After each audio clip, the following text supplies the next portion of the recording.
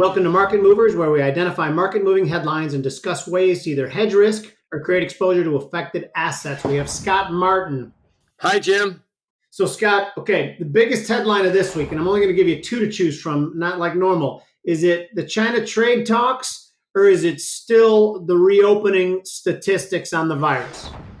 It's transitioning, Jim. I think it's both things. I think it's the former, which is the U.S. economy reopening and the states reopening, possibly, Jim, transitioning to this whole China trade issue that is getting rehashed, and obviously some of the problems as well in Hong Kong. So you're kind of seeing that transition phase, I believe, go on, Jim, this week, which is why we're starting to see volatility creep up in the markets, especially in the NASDAQ tech sector.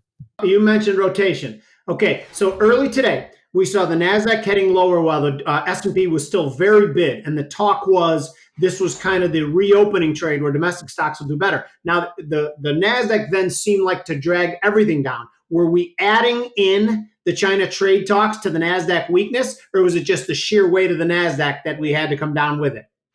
Jim, you're getting too good at this. It's both again. It is the newest thing. The new shiny object is the issues with China for certain because of how much supply chain issues, business-wise, sales and things like that a lot of the NASDAQ tech-heavy stocks have in China. But it still is the heavy weight of the NASDAQ just via the fact that the NASDAQ is highly positive this year vis-a-vis some of your other favorite indices, and also the fact that the NASDAQ does have some of the strongest companies, in my opinion, in the overall stock market in it. So therefore, some of these companies that have looked really strong, have performed very well vis-a-vis other indices, are likely to come down a little bit as there has been some air in a lot of their charts. If you just look at some of the pullbacks, it looks very healthy from a pullback standpoint on a chart to see some, say, sellers come in and start to knock down these prices in the NQ.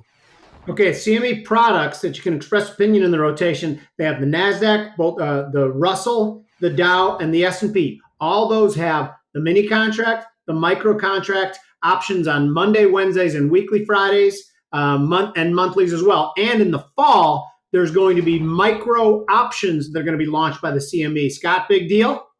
It's a huge deal because we love the micros and we love options, Jim. And it's just another aspect of liquidity and access around the clock that you can get in your portfolio when it comes to hedging or taking opportunistic positions in some of these indexes.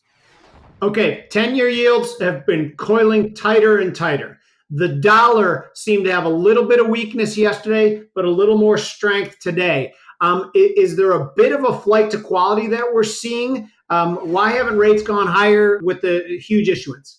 Well, but that's why probably because you've seen the huge issuance, but there is still a demand for them. Obviously, with the respect of the dollar that it's getting and the fact that the bonds that the U.S. issues are denominated in dollars probably is like a dichotomous type of issue where they can help each other out with some degree there. But here's what I believe is going to really happen is when you see the dollar and gold trade together, that trade can sometimes last a little longer than we think, even as all this liquidity is pumping in by the Fed and the Treasury Department.